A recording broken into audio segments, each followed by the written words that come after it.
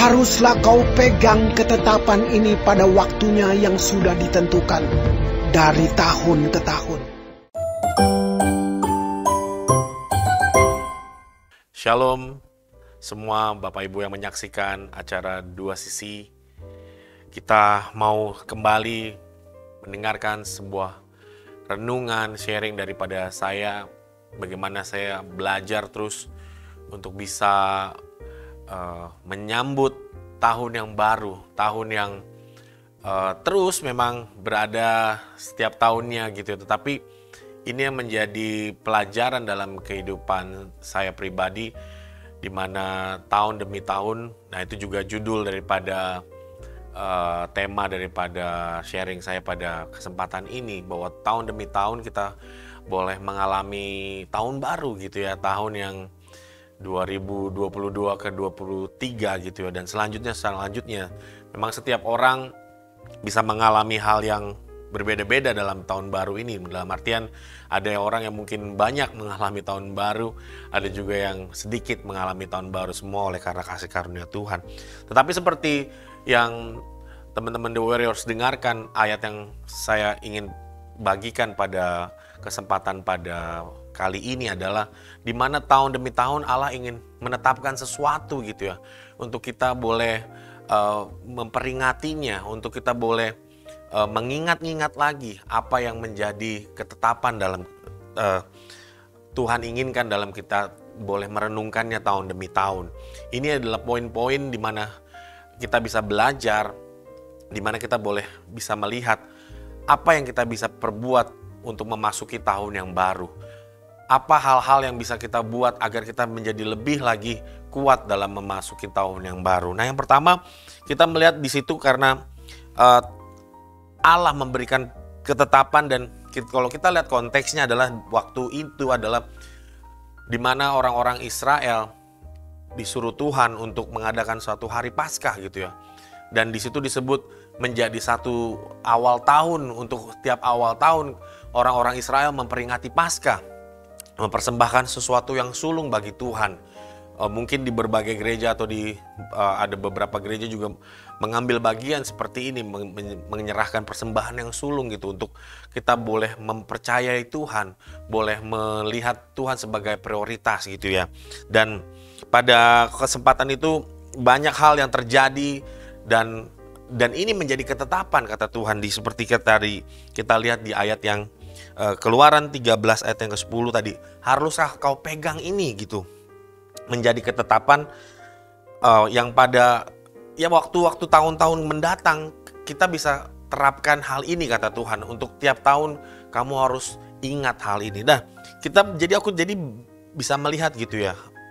Oh, ternyata Tuhan ingin dalam tiap tahunnya kita boleh mengingat sesuatu hal gitu. Jadi ada esensi daripada mengingat gitu ya. Jadi kunci daripada tahun yang baru, menyambut tahun yang baru sebenarnya adalah mengingat gitu. Mengingat, kata kuncinya adalah mengingat. Mengingat sesuatu yang Tuhan telah perbuat gitu ya. Dan ini sangat Tuhan benar-benar inginkan dalam kehidupan kita, sehingga makanya disebut ketetapan gitu ya. Nah, kita langsung lihat dulu dalam ayatnya. Yang pertama, mengapa kita perlu mengingat? Mengingat, jadi kata utamanya yang kita perlu underline adalah mengingat. Mengingat itu apa? Mengingat hal-hal yang apa tujuan daripada mengingat itu sendiri. Sebentar Bapak Ibu kita buka ya, jadi dari kata kunci mengingat kita bisa melihat, kita buka dulu dalam Mazmur 78 ayat yang ke-7. Poin pertama daripada mengingat ketetapan Allah, apa sebenarnya, berguna apa dalam kehidupan kita dalam kita mengingat kebaikan Tuhan dalam kehidupan kita. Kita buka dalam Mazmur 78 ayat yang ke-7 ya. Oke. Nah, ini dia. Sebelumnya Bapak Ibu semua The Warriors, ini ada satu perikop dalam Mazmur gitu, ada perikop dalam Mazmur 77 dan 78 khusus sekali untuk kita bisa belajar. Kalau Bapak Ibu ingin terus belajar lagi tentang hal ini, Bapak Ibu bisa membaca secara penuh gitu ya. Kita sebelumnya juga kalau misalnya kita melihat Mazmur 77 itu dikatakan judulnya adalah perbuatan Allah di masa lampau gitu. Bagaimana Bani Asaf gitu ya berseru-seru dalam kesesakannya gitu ya, kesusahannya, dan dia mengingat apa yang Tuhan perbuat gitu. Dia mengingat semua apa pekerjaan tangan Tuhan yang luar biasa dalam kehidupan Bani Asaf ini. Orang-orang Asaf menceritakan bagaimana Tuhan bekerja. Ya khususnya dalam cerita-cerita perjanjian lama, Bapak Ibu, makanya penting sekali untuk bisa membaca seluruh kisah daripada perjanjian lama untuk melihat betapa tangan Tuhan sudah berbuat sesuatu hal yang besar dalam kehidupan bangsa Israel gitu ya. Dan kita bisa lihat di poin yang tadi aku bilang, Mazmur 78 ayat 7 mengatakan tujuan daripada kita mengingat. Jadi kita mau mengingat setahun ini, oh Tuhan, betapa baiknya Engkau. Kita mengingat berkat-berkat Tuhan yang boleh masuk, yang boleh kita terima dalam kehidupan kita dari Januari 2022 sampai Desember 2022 ini, sampai nanti kita masuk tahun yang baru. Sebelum kita mau masuk tahun yang baru ini, kita mengingat dulu. Dan apa tujuannya sebenarnya? Kita mau mengingat hal-hal yang Tuhan telah kerjakan dalam kehidupan kita. Ya mungkin dalam masa-masa pandemi kemarin Tuhan terus pelihara, Tuhan terus memberikan kita satu pekerjaan, Tuhan memberikan kita berkat, pemeliharaan dalam kehidupan setahun ini. Kita mengingat-ingat peristiwa-peristiwa itu gitu ya. Ya memang untuk mengingat peristiwa-peristiwa itu dibutuhkan satu memori flashback gitu ya, untuk bisa mengingat apa ya Januari itu ada apa ya. Ya kalau aku sendiri pribadi masih menggunakan teknologi yang dinamakan Google Photos gitu ya. Google Photos tuh ya kita tahu, kita simpan foto itu dan dia bakal remind lagi tahun-tahun kita, ya mungkin yang lalu-lalu, tapi kita juga bisa secara manual melihat foto-foto kita tahun-tahun ini, kita kemana aja, mungkin ada apa aja yang telah terjadi dalam kehidupan kita. Ya memang dalam masa-masa tahun ini juga saya ditinggal dengan kematian daripada ibu mertua saya gitu ya, dan banyak juga hal-hal yang menyenangkan, banyak hal yang menyedihkan. Tetapi dari semuanya itu, mengingat hal itu ada satu tujuan gitu ya, supaya kita bisa apa, dan inilah. Dan kita bisa lihat dalam Mazmur 78 itu ada dinamakan perikopnya pelajaran dari sejarah. Makanya memang sering sekali aku mengatakan ada 3 gitu ya pelajaran di sekolah yang penting gitu. Yang pertama adalah matematik ya, karena kita ya begitulah hidup ya, investasi, cari uang gitu ya, dan spend money. Semuanya mengenai uang gitu ya, dan banyak sekali perumpamaan tentang uang yang ada di Alkitab gitu. Jadi matematik itu adalah hal yang penting. Yang pertama kita bisa pelajari. Yang kedua apa? Karena kita hidup dalam komunitas yang global, kita harus bisa berkomunikasi dengan semua orang. Bahasa Inggris adalah bahasa yang sekarang bahasa yang global.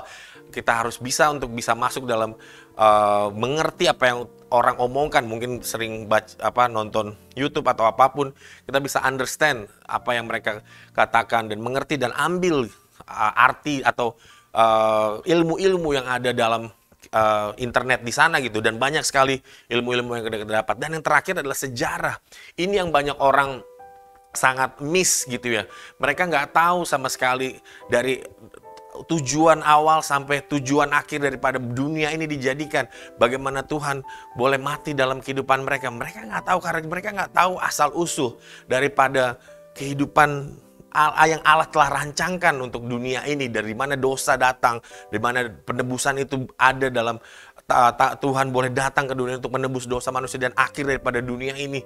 Semua adalah sejarah, dan kita belajar dari Alkitab. Semua adalah sejarah di mana kita belajar untuk bisa memperbaiki semua hal itu dari orang-orang yang telah hidup sebelum kita gitu ya. Tokoh-tokoh Alkitab yang bagus gitu ya, nabi-nabi Tuhan yang terus mendekatkan diri pada Tuhan, ataupun orang-orang yang melakukan kesalahan. Semuanya itu kita jadikan pelajaran dari sejarah, dan itulah sebenarnya apapun yang Tuhan perbuat, apapun yang Tuhan lakukan menjadi sejarah. Dan tetapi tujuannya balik kita kepada ayat yang 78 ayat yang 7 supaya teman-teman di WRS bisa garis bawah ini gitu. Supaya, nah jadi semua tujuan kita mengingat hal-hal yang Tuhan telah kerjakan dalam kehidupan kita. Supaya apa gitu ya? Mereka menaruh kepercayaan kepada Allah. Dan tidak melupakan perbuatan-perbuatan Allah, tetapi memegang perintah-perintahnya. Itu tujuan daripada kita mengingat semua hal-hal. Mungkin kita sekarang masih mungkin dalam keadaan yang kesesakan, seperti Bani Asaf katakan, kesusahan. Tetapi saat ini satu kunci daripada untuk terus bisa hidup dalam kemenangan adalah mengingat akan kebaikan Tuhan, mengingat atas peristiwa-peristiwa yang Tuhan telah perbuat, dan itu akan menguatkan hati kita gitu ya. Memang ada beberapa istilah menaruh kepercayaan. Daud yang dulu juga pernah ada kejadian di Ziklag di mana mereka punya anak dan istri dirampas gitu, dan dia ingin dirajam gitu ya. Dan dia menguatkan kepercayaannya kepada Tuhan. Ini penting banget dalam situasi yang mungkin banyak orang mengatakan tahun depan that's so dark, gelap banget gitu ya. Tetapi dengan menaruh kepercayaan kita kembali kepada Tuhan. Mungkin yang sekarang sedang goyang, apakah aku tetap bisa mempercayai Tuhan? Saatnya untuk flashback kembali apa yang Tuhan telah kerjakan dalam kehidupanmu. Mungkin bukan tahun ini, tahun lalu, 2 tahun yang lalu, 10 tahun yang lalu. Ya, saya sampai sekarang juga terus merasakan, oh Tuhan, Engkau begitu baik. Dengan perjalanan hidup saya yang terus sampai sekarang, saya boleh merasakan bahwa Tuhan terus menyertai, terus Tuhan membukakan jalan, memberikan kesempatan-kesempatan yang saya mungkin gak pernah kepikiran gitu ya. Tetapi semuanya Tuhan sediakan dalam kehidupan kita. So, ini adalah kunci untuk bisa menerima dan terus memperkuat kepercayaan kita kepada Tuhan. Yaitu dengan apa? Menaruh dengan mengingat semua hal-hal yang Tuhan telah kerjakan dalam kehidupan kita. Ada pujian mengatakan, ingat kasih-Nya, ingat kebaikannya, yang dimana Dia selamatkan kita, itu lebih daripada segalanya dalam kehidupan kita gitu ya. Dan di poin ini aku bisa bilang, ya waktu kita mengingat memang kita memerlukan waktu gitu ya. Kita memerlukan satu perenungan, oh Tuhan, ada mungkin peristiwa-peristiwa yang kita flashback kembali dan kita mengingat dan bisa berterima kasih gitu kepada Tuhan, dan dari situ kita terus boleh percaya dan Tuhan membangkitkan kepercayaan dalam kehidupan kita untuk lebih lagi mempercayai Dia, untuk mengandalkan Dia setiap saat. Oleh karena apa? Hal-hal yang telah Dia perbuat dalam kehidupan kita, hal-hal kebaikan. Mungkin juga kita telah mengalami hal-hal yang tidak baik tahun ini, tetapi kita tak percaya gitu ya, bahwa Allah turut bekerja untuk mendatangkan kebaikan dalam kehidupan kita. Oleh karena apa? Kita mengasihi Dia, kita menaruh kepercayaannya kepada Dia. Kepada siapa? Kepada Yesus Kristus Tuhan di dalam kehidupan kita. Agar kita terus mau dari tahun ke tahun, ini yang kita mau lakukan. Waktu nanti Desember di akhir-akhir sebelum tanggal 1 kita boleh mengingat hal-hal yang Tuhan telah kerjakan dan mengucap syukur. Dan boleh menaruh kembali kepercayaan. Kita bisa katakan, aku percaya kepadamu Tuhan. Aku percaya. Kepercayaanku kutaruhkan. Kepercayaan ini seperti barang yang ya benar-benar ya mewah lah ya, untuk kita berikan kepada seseorang, untuk kita bisa, dia boleh menjaga sesuatu hal ini gitu ya. Dan banyak hal lagi, advantage, keuntungan daripada kita boleh mengingat ketetapan-ketetapan Tuhan. Seperti tadi yang dibilang dalam Keluaran 13 tadi, bahwa Tuhan inginkan kita menetapkan sesuatu sebelum memasuki tahun untuk mengingat apa lagi hal yang bisa kita ingat dalam kehidupan ini. Kita bisa buka dulu dalam,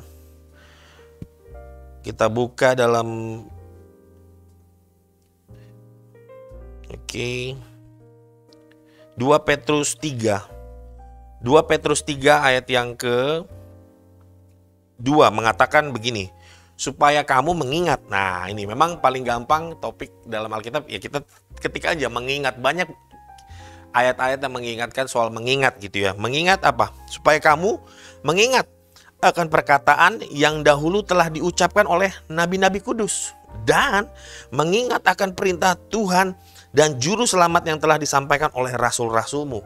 Jadi kita mengingat lagi apa perintah-perintahnya. Ya, ini balik lagi kepada kita mengintrospeksi diri kita. Yang kita percaya adalah kita selama ini mungkin belajar firman Tuhan.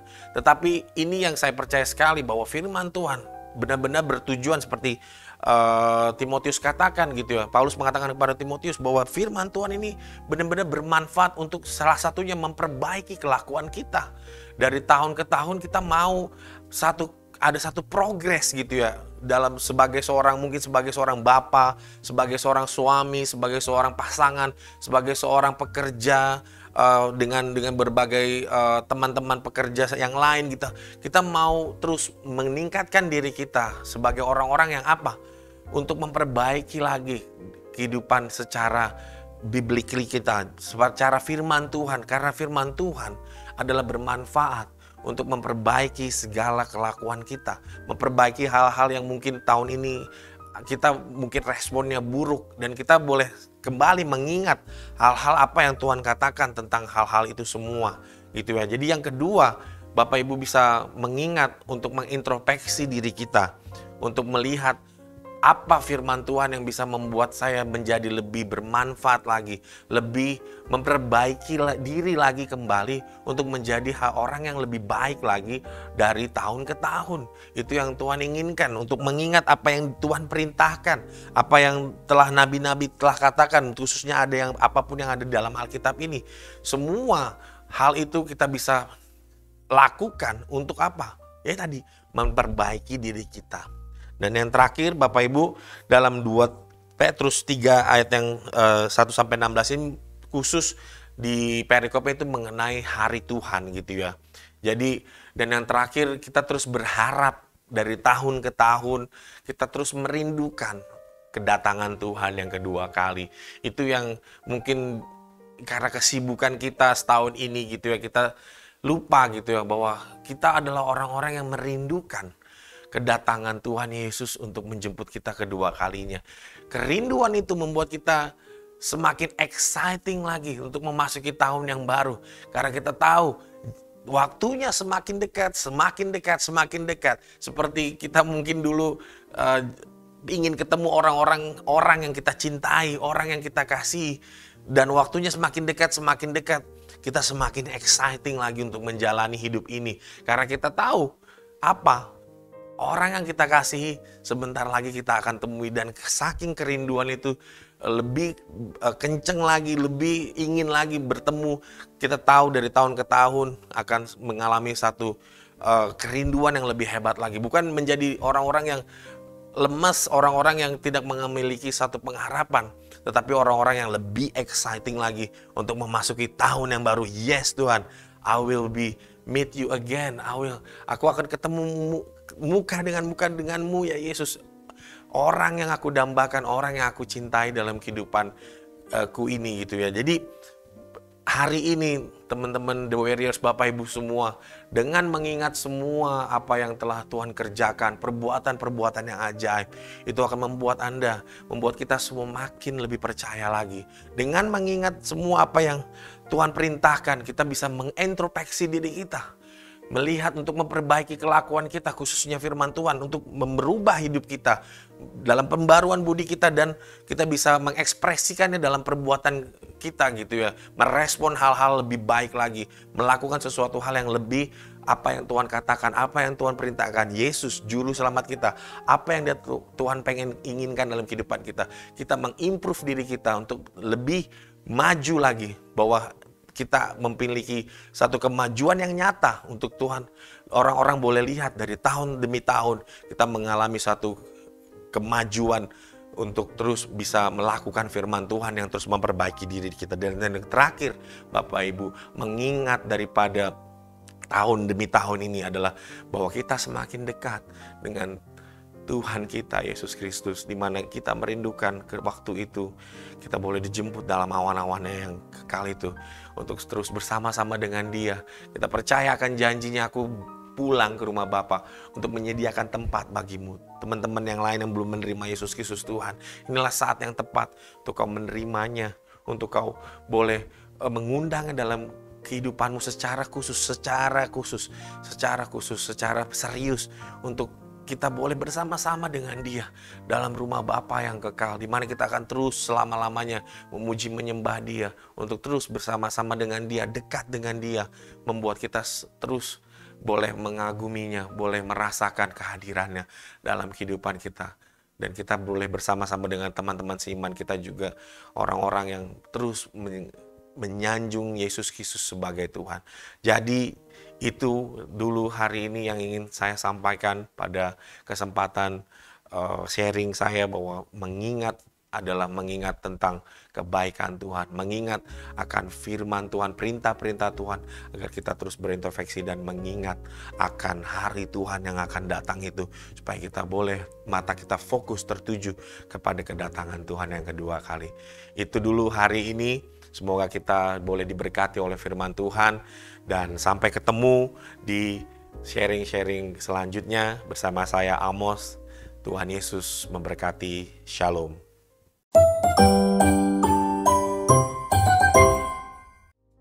Shalom The Warriors.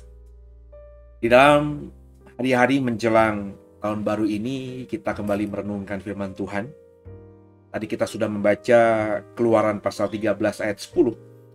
Dan pada kesempatan episode ini, tema yang saya berikan adalah komitmen abadi. Menjadi seorang Kristen, komitmen untuk hidup bersama dengan Tuhan, itu merupakan suatu yang harus dipertahankan. Maksud saya, menjadi seorang Kristen itu berarti menjadi seseorang yang harus memahami bahwa dirinya sedang masuk dalam komitmen, masuk dalam suatu ikatan komitmen. Jadi menjadi seorang Kristen bukan sekedar hal yang biasa dan tidak berdampak apa-apa ketika kita melakukannya atau masuk atau keluar daripadanya. Enggak seperti itu. Menjadi seorang Kristen adalah sebuah komitmen, mengikat sebuah komitmen. Seperti layaknya sebuah pernikahan. Pernikahan itu komitmen, yang artinya orang yang mau menikah itu orang yang akan menerima pasangannya tanpa syarat.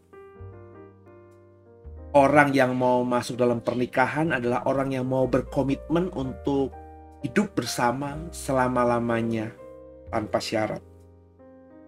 Kalau dalam iman Kristen, komitmen itu hanya bisa dipatahkan oleh yang disebut dengan kematian. Ya. Jadi pernikahan dalam Kristen itu komitmen selama-lamanya, hanya maut yang memisahkan. Di dalam Alkitab juga kita melihat bahwa begitu seringnya Tuhan Yesus dalam hal ini menggambarkan hubungannya antara Dia, Bapa, dengan kita umatnya itu sebagai hubungan pernikahan kan. Selalu dianalogikan dalam Alkitab, Kristus itu adalah mempelai pria dan gereja adalah mempelai perempuannya. Jadi menjelang tahun baru 2023 dan sebelum kita menutup tahun 2022 ini, pertanyaan yang mendasar yang akan saya berikan dan bisa kita renungkan dan kemudian kita jawab adalah, apakah kita masih mau berkomitmen sama Tuhan? Menjadi orang yang sudah Kristen bertahun-tahun yang lalu, apakah kita sudah benar-benar menjalankan komitmen kita seperti layaknya sebuah pernikahan dengan Tuhan? Kolose 13 ayat 10 yang menjadi nats kita tadi tidak bisa lepas dari ayat yang ke-9, saudara. Saya akan baca ayat yang ke-9 karena yang dibacakan tadi hanya ayat 10 saja. Demikian firman Tuhan. Hal itu bagimu harus menjadi tanda pada tanganmu dan menjadi peringatan di dahimu, supaya hukum Tuhan ada di bibirmu, sebab dengan tangan yang kuat Tuhan telah membawa engkau keluar dari Mesir. Baru kemudian ayat 10 yang menjadi nas tadi, haruslah kau pegang ketetapan ini pada waktunya yang sudah ditentukan dari tahun ke tahun. Jadi firman Tuhan itu harus melekat. Kata ayat 9 dalam pikiran kita. Ikatlah itu dalam pikiranmu, tempellah itu, ya. Ingatlah itu di dahimu dan menjadi tanda pada tanganmu. Artinya apa yang ada di pikiran kita, apa yang akan kita lakukan, yang kita kerjakan dengan tangan ini harus sesuai dengan firman Tuhan, dan itu harus kita pertahankan selama-lamanya. Ayat yang ke-10 katakan, dari tahun ke tahun. Jika 2022 yang sebentar kita lalui ini, kita banyak kilaf, kita banyak miss, kurang presisi dalam melakukan atau melaksanakan firman Tuhan, maka segeralah kita bertobat. Minta ampun sama Tuhan atas kekilafan kita. Oke lah kalau kita tidak mengakui itu disengaja, yang tidak kita sengaja. Tapi kalau saudara bisa mengakui bahwa yang kita lakukan kemarin itu sengaja, ya baguslah kita akui. Minta pertolongan Tuhan agar kita tidak mengulanginya lagi di masa mendatang. Supaya apa? Supaya ketika semua kilaf, salah, dosa yang kita lakukan di 2022 ini selesai gitu. Nggak ada kutuk yang mengikutinya, nggak ada dampak apapun yang menyertainya. Sehingga ketika kita masuk 2023 itu sudah dengan kitrah ya. Kitah ya. Fitrah. Dengan fitri kalau kita pakai analogi saudara kita yang muslim. Bahwa kita masuk 2023 itu dengan benar, dengan kudus, sehingga kita bisa memperbaharui diri. Makanya saya dalam berkali-kali kesempatan mengatakan, jadikan pergantian tahun yang kita akan lewati sebentar ini adalah momentum kita untuk berubah. Nah, kita di 2023 harus hidup komitmen dengan Tuhan. Jauh lebih daripada yang kita lakukan di 2022. Nah, cara yang paling mudah hidup dalam komitmen bersama dengan Tuhan, bersama dengan Bapa, ya bagusnya sih sudah kita lakukan ya. Tapi andai kata 2022 kita akui kita banyak kilaf tadi, ya kita mulailah komitmen lagi di awal tahun 2023 nanti. Nah, cara yang paling mudah itu menurut Keluaran 13 ayat 9 tadi, kita harus mengingat akan semua perbuatan-perbuatan dan kemurahan-kemurahan Tuhan yang sudah kita terima di sepanjang hidup kita. Memori itu harus kita bangkitkan kembali. Memori baik, kenangan baik.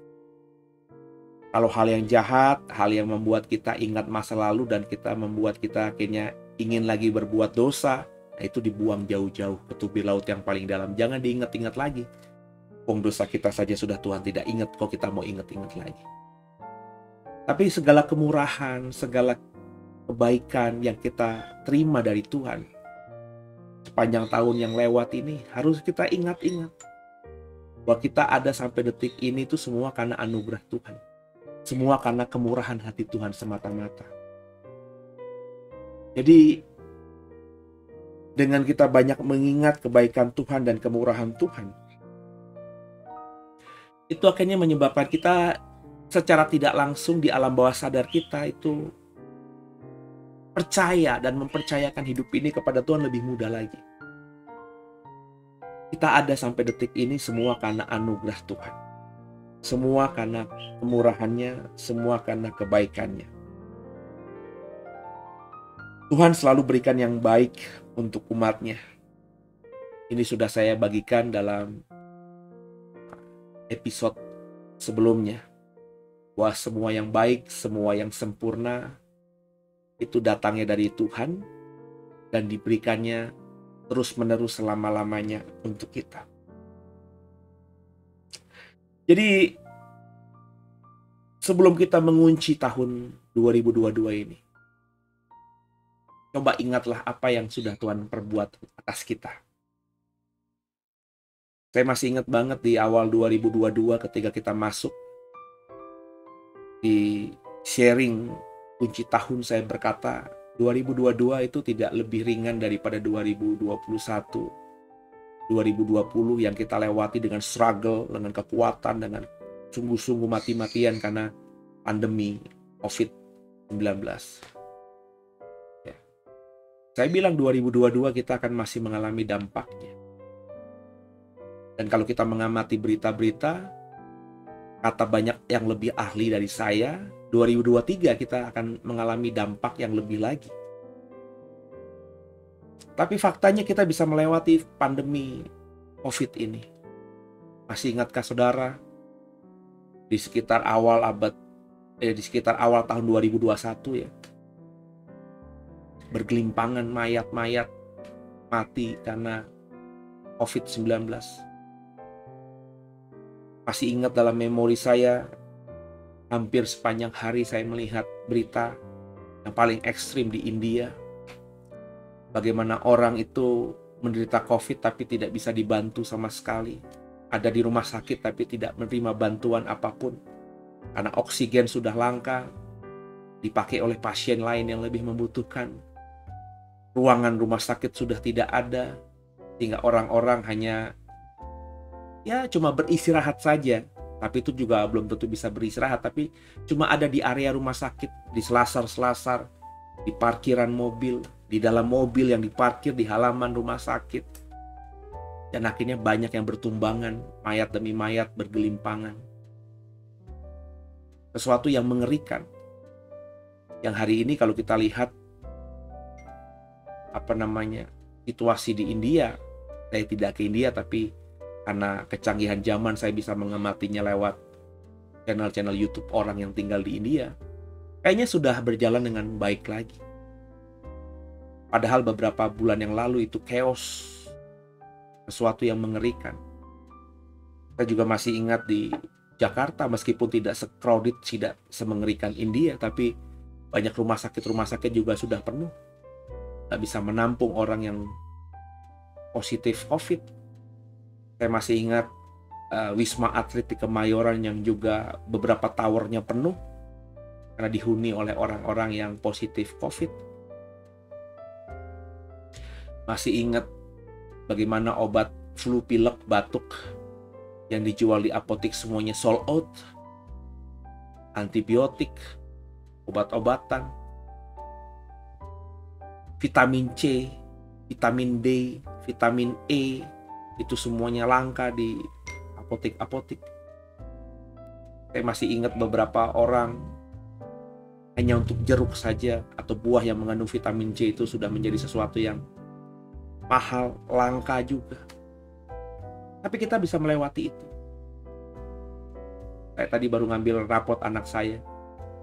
Dan bulan Januari nanti, semester yang baru, mereka sudah mulai sekolah seperti biasanya. Masuk seperti biasanya, pulang seperti biasanya sebelum COVID.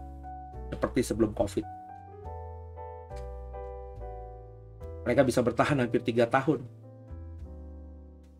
Sekolah hybrid dan kebanyakan online di rumah. Tapi mereka harus kembali lagi. Artinya mereka, anak-anak kita ini, melewati masa-masa yang berat. Beberapa anak kita bahkan di wisuda, lulus sekolah, tidak ada acara graduation, nggak ada acara perpisahan, nggak ada study tour. Ada beberapa generasi anak-anak kita yang kehilangan masa-masa indah itu. Sebab saya jujur saja, zaman saya SD, beberapa masih selintingan di pikiran saya, apalagi kalau saya dipacu dengan sebuah foto masa SD. Kita dulu mau kelas 6, kelas 5, perpisahan kemana, ya. Study tour kemana, SMP, SMA. Tapi beberapa anak-anak kita generasi hampir 2-3 tahun ini yang lulus di 2021, 22 itu tidak mengalami apa yang namanya acara-acara yang seperti kita alami, kehilangan masa-masa indah itu. Tapi semua kita bisa bertahan. Artinya apa? Artinya Tuhan terus pelihara kita. Secara iman kita melihat bahwa Tuhan terus berkomitmen terhadap kita. memelihara kita, menjaga kita. Dan sekarang pertanyaannya, apakah kita terus bisa komitmen sama Tuhan? Kalau apa yang sudah kita lalui setelah panjang ini terus kita pertahankan, kita pertajam, kita semakin menjadi pribadi yang semakin menjalankan ekspresi iman kita lewat perbuatan, terus di sepanjang 2023 kelak. Maka saya percaya segelap apapun dunia yang diwacanakan oleh banyak pemimpin, saya termasuk orang yang mengingatkan kata banyak pemimpin 2023 gelap. Kita akan melewati itu meskipun gelap, tanpa rasa takut, tanpa khawatir, tanpa seolah-olah tidak ada pengharapan. Sebab apa? Sebab Allah kita yang berkomitmen menjaga kita, pasti menjaga setiap langkah kita. Maka di penghujung tahun ini, yuk kita kembali mengikat komitmen kita kepada Tuhan, atau meningkatkan level komitmen kita kepada Tuhan. Kita harus menjaga marwahnya, bahwa kita sedang berkomitmen abadi dengan Tuhan. Bukan cuma di bumi ini, tapi juga nanti sampai dalam kekekalan. Maka untuk itu, ingatlah segala kebaikan yang pernah Tuhan lakukan kepada kita. Biarlah itu menjadi bahan bakar kita untuk membuat kita semakin menjaga komitmen iman percaya kita kepada Tuhan. Dan percayalah, ketika kita terus jaga itu, maka 2023 dan seterusnya, Bapak, Ibu, Saudara, saya, semua kita akan dipelihara sempurna olehnya. Tuhan Yesus memberkati.